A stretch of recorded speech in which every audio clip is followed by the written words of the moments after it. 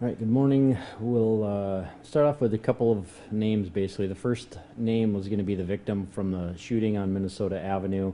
This was the 37-year-old. His first name is Garang, G-A-R-A-N-G. Middle is Hakim, H-A-K-I-M. Last is Along, A-L-U-O-N-G.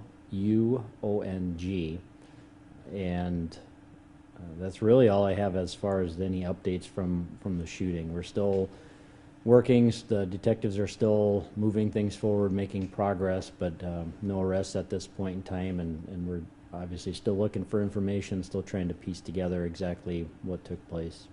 Has any video been submitted yet by the public? I hadn't heard if there's been any video that's been submitted yet. Yeah, I don't. I know we had a couple of tips yesterday. I didn't hear if we've had any other tips or any other information or any specific video that's come in. All right, and an update to the stabbing. That was on October 28th on Garfield Avenue. That was man had stabbed 3 people inside the home and then ended up basically confronting officers with a knife, and then he was shot and killed after that. One of the victims is a 70-year-old. He died yesterday in the hospital. I can give you his name.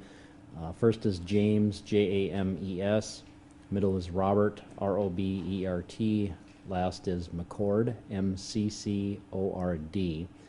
And this death will be ruled a homicide. The coroner hasn't filled out the death certificate yet, but they were speaking to him after the notification was made that Mr. McCord died, and the coroner indicated that he was going to rule that death as a homicide.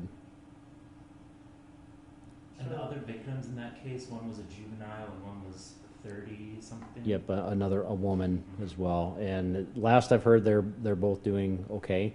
I don't know if they're still in the hospital or if they have been released. So with this being ruled a homicide, that would bring us up to 3 homicides this year for the city of Sioux Falls? I'd have to do some checking. I thought it was like 4 or 5. One of them would be the crash on Arrowhead Parkway. That one is, I don't think there's been any charges filed, but there's a potential for some homicide, vehicular homicide, manslaughter charges, something like that. So that one may be one of, but I'd have to double check on the numbers of that. But What's the latest you've heard from the East Arrowhead Parkway? it's still, the state's attorney's office is still considering it, basically. So I mean, as far as that crash goes, the Arrowhead Parkway one, that was back in May, I believe, and the investigation from our side has been completed. That information has been provided to the state's attorney's office, so they're reviewing the case. Is that because is the suspect still, or I guess potential suspect, would he still be in the hospital? Yeah, the driver of that other vehicle is still in the hospital, the one that caused the accident. So, and I don't know if that plays a part in making the decision or what.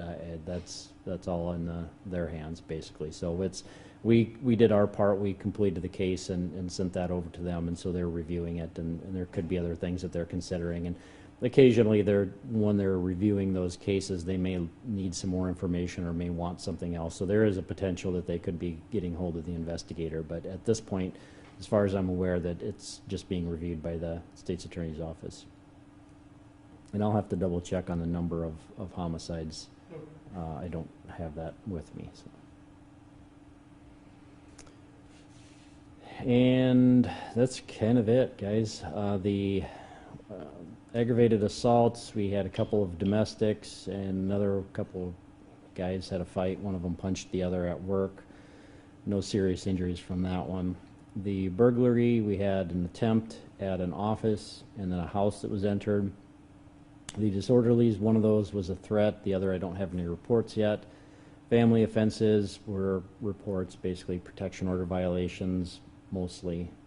Some other threats in there as well. The frauds were some more reports. Larcenies, a few unlocked cars, a few shopliftings, nothing concentrated in one area, nothing high dollar taken. Sex offense was a sex offender that didn't register. The simple assaults were some more domestics. The suspicious vehicle, that was a person driving with a revoked license.